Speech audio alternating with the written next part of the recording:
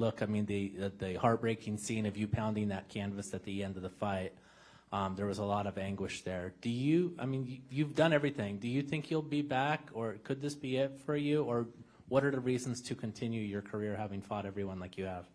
Yeah, you know what? It's a great question. And I kind of expected that question because of fighting everyone. I'm prepared to retire. I was prepared to announce my retirement tonight. Win, lose, or draw. Even if it was a draw, we had to, they were telling us we were going to have to do it again. I was not going to do it again. I'm announcing my retirement right now. Yeah. Great career. All of it.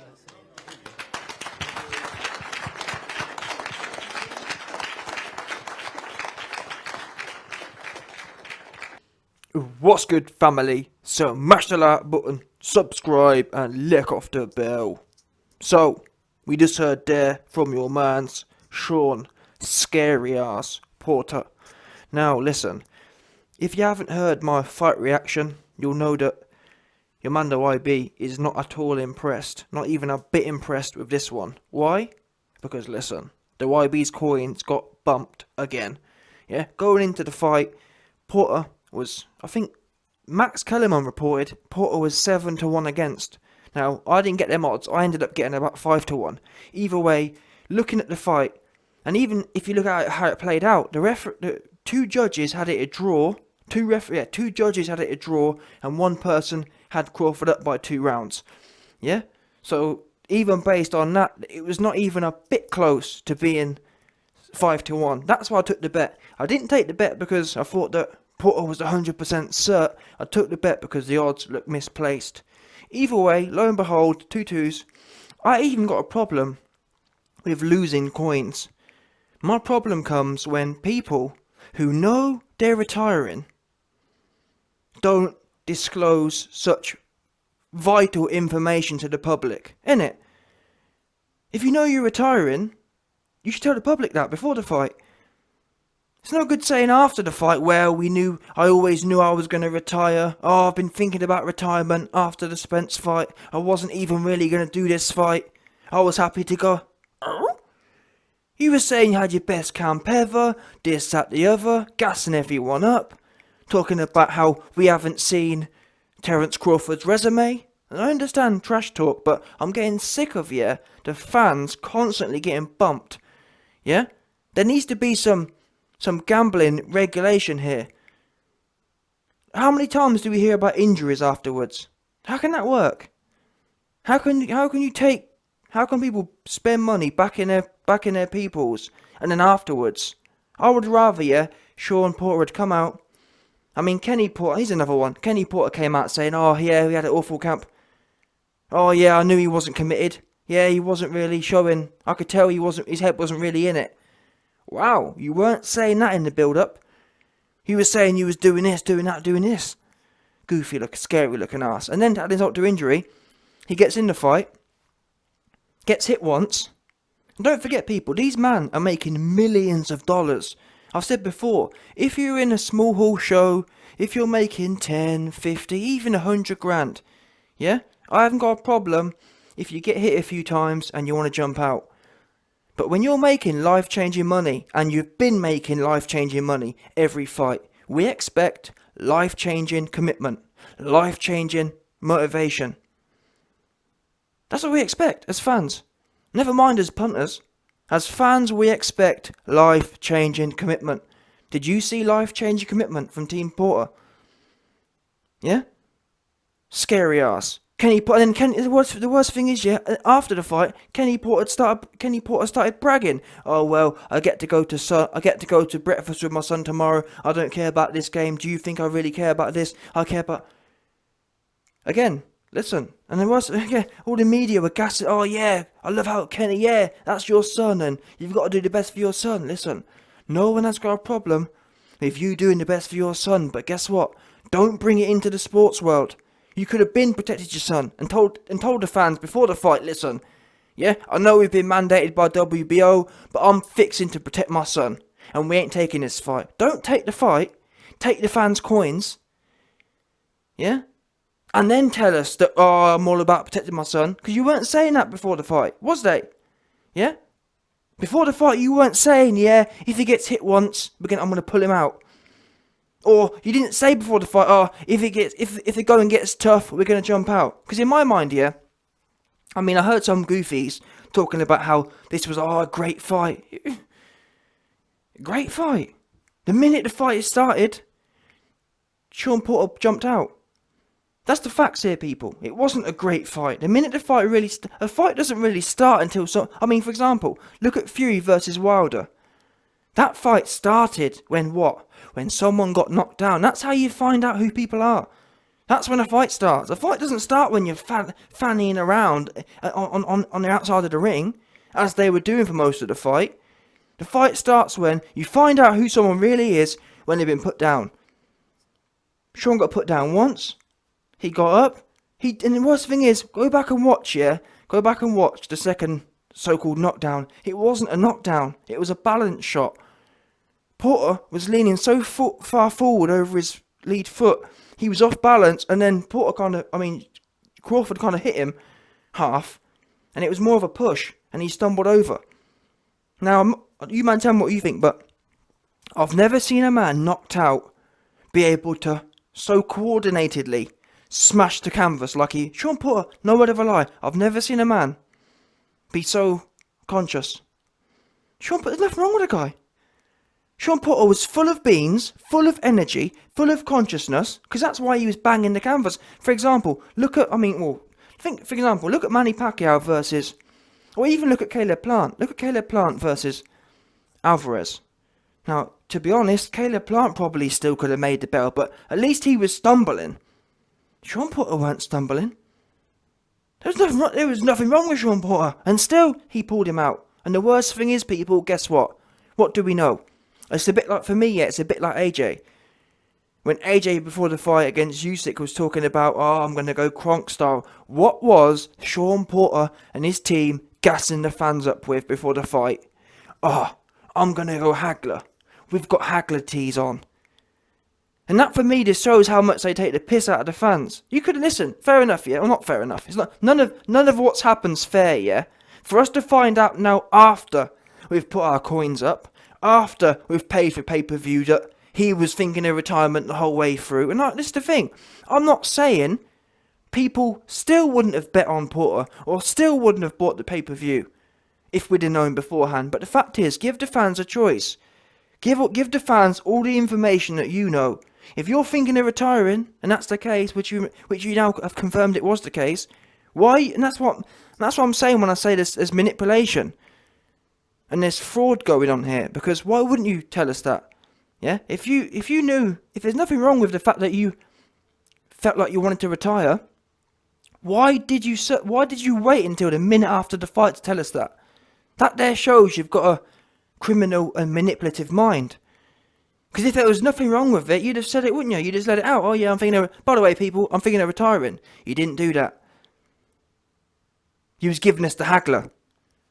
All Hagler. Oh, I'm going to go Hagler. Look at my t-shirt. I've got Hagler on my t-shirt. Then after the fight, you're telling me, well, I was thinking of retirement the whole way through. I've been thinking of walking away since 2019. Oh? Where was all that speaking for the last 2 years? Where was all that speaking for the last 12 weeks? Oh, we didn't hear none of that. We heard about how Terence Crawford's suspect and what happened to that? Yeah, after the first knockdown, what happened to Terence Crawford is suspect? That's the point in time you're supposed to say, number one, it's time to go Hagler. Number two, it's time to find out how suspect Terence Crawford is. Not, well, time to hop out. What? I'm sick of it. I'm sick of people saying one thing, yeah, and doing another. Yeah? If you want to retire, that's fine. If you want to fight and retire, that's fine. But tell people, you know what, people? Yeah, I'm taking this fight, but I'm kind of half in, half out. I want to retire after this. I'm probably going to retire. Don't be talking about Hagler. Get hit once and jump out. And then afterwards, and the reason people are saying things like, well, it's not Shawn's fault, and I do think probably Shawn would have carried on, but my beef is the fact that Shawn hasn't called his dad out. Sean's been going, yeah, well, my dad's doing his job. I bet he is. $2 million. I mean, I can't even blame Sean to an extent, because guess what? He $2 million richer. But I feel as fans, we're the ones who get punked. In 2021, this whole narrative's changed. The whole narrative now has become about, it's almost like people get rewarded for jumping out. Oh, he's smart, you see. Oh, I looked at Andre Ward, how smart Andre Ward was, and yeah, you know. What? You're getting paid millions of dollars to perform, not millions of dollars to jump out at the first sign of trouble. Think about what this sport is. This sport is supposed to, for example, runners are expected to run as fast as they can. Yeah? Imagine a runner getting, for example, imagine a 100-meter runner getting to 80 meters and saying, yeah, well, it's getting a bit hard now. I'm gonna call it a day here. My coach gonna pull me out after 80 meters. Imagine that. But regardless of the runner, a fighter's job, for those of you who ain't worked it out yet, a fighter's job is to fight. That's your job. That's what we expect of you. Especially at this level. At the $1 million level, we expect you to fight. Not, I've been hit once, time to jump out. That's the opposite of what you're supposed to be doing. That's the opposite of what you've sold you were gonna do. This gonna be the fight of the century. I'm gonna test out Terence Crawford's suspect career. That's what you were saying. Gassing the place up, but what are you going to do? Get hit once and you're out of there. That weren't a fight. And what gets me the most is the fact that Shawn Porter's style is that kind of rough and rugged style. Well, we didn't even get to see it. That's the worst thing. And the crazy thing is for me, most of Shawn Porter's good work was done roughing Crawford up. It was time to get rough. It was time to do the things you were talking about. Because guess what? You weren't talking about retirement. No word of a lie, yeah? How many of you were shocked to hear that Shawn Porter's retiring? Now, obviously, when people lose, the odds of them retiring goes up, but, I mean, before the fight started, how many of you would have said, yeah, you're going to retire after this? Not one. I'm not sure, don't get me wrong, I'm not saying that there was loads of options for Shawn Porter, but I didn't have it in my mind that he was a dead set, you're going to retire. Certainly not when he spent one of the whole shticks of this whole fight has been haggler. Oh, I got the haggler, I got this, I got... Why? Where'd that come from? What piece of marketing and fraud was that? That's fraud, in my opinion. How you going to be talking about haggler, then a minute after the fight you're talking about retirement? It's disgraceful. I'm sorry, it's disgraceful. It's false advertisement. Snake oil salesman. All of them are, these days. They say one thing and do another. Before, yeah, trash talkers would talk a good game and then give a good game. These days, just talk and then you roll over, Muck Tapper style.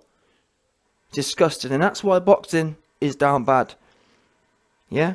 Because whether casual fans can see it, obviously, or whether casual fans know why they're not tuning in anymore, it's blatant. For example, look at the UFC. Tell me the last time you saw a UFC fighter get pulled out by their team. I've never seen it. Especially not in a big fight. In the UFC, you go till you're choked out, you go till you're tapped, or you go till you're knocked out.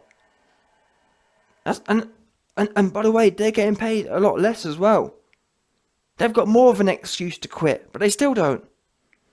In boxing, it's like, well, and that's the worst thing. These boxers then throw it back in our face, and they say things like, oh man, well, you know, I'm rich and y'all broke and y'all have to work a 9 to 5 and I've made it and I'm too rich to get hit and, you know, I'm too rich to have hard fights, and that's what happens. We get it thrown in our faces that they're rich.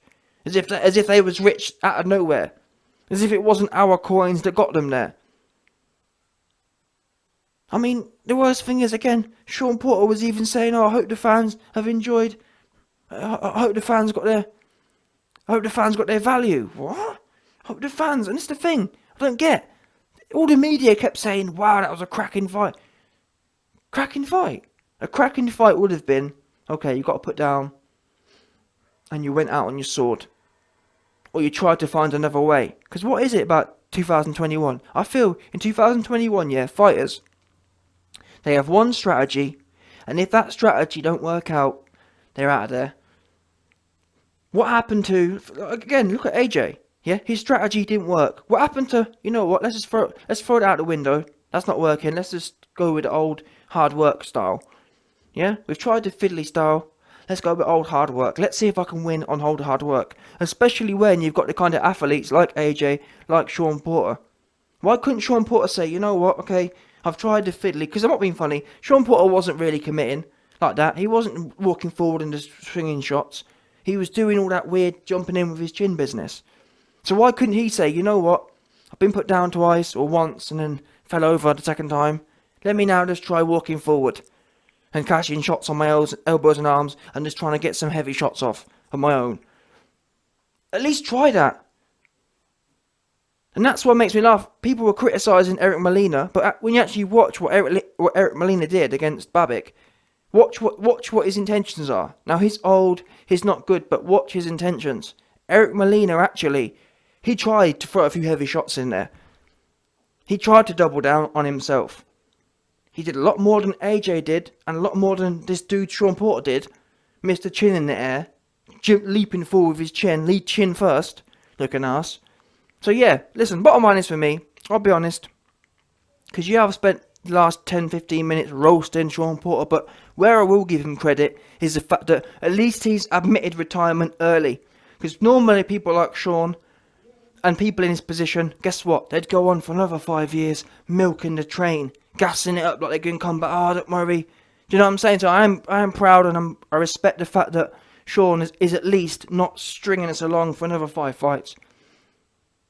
At least we've only been bumped once. Because, again, normally people in his situation, even though they know their career's over, psychologically in their head. I mean, look at Mike Tyson. Mike Tyson admitted that for his last 5 fights, he was just milking. He had no intentions of competing at any serious level. He just milking the fans.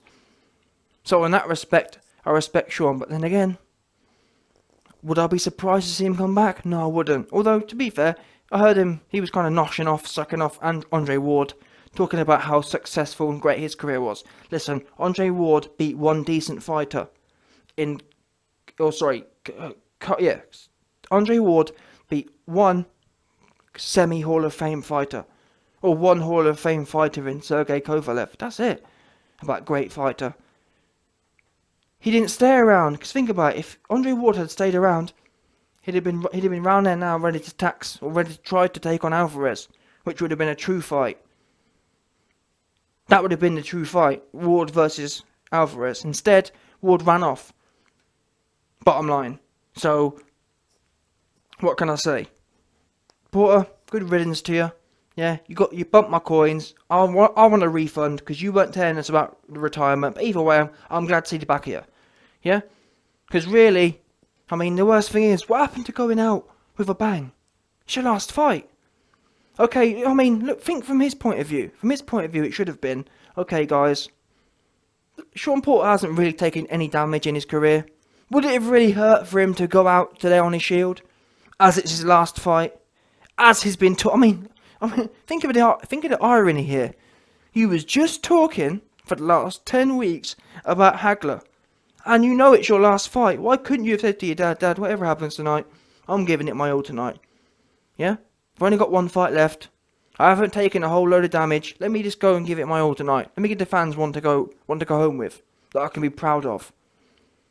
Because I don't care what no one says. Shawn Porter, 10 years from now, is not going to be proud of how this career ended. With that kind of performance, that wet performance. You went out, wow, you weren't even concussed. You weren't even, you know what I mean? Kenny Porter saying, well, I saw things, and you didn't see nothing.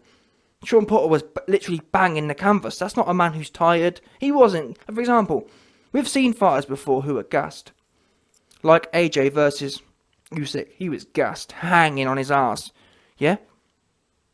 That's fair enough. Or that's more acceptable. If Kenny Porter had said, listen, we all saw Shawn. His hands are by his ankles. He was hanging. Couldn't cling on. Couldn't defend himself.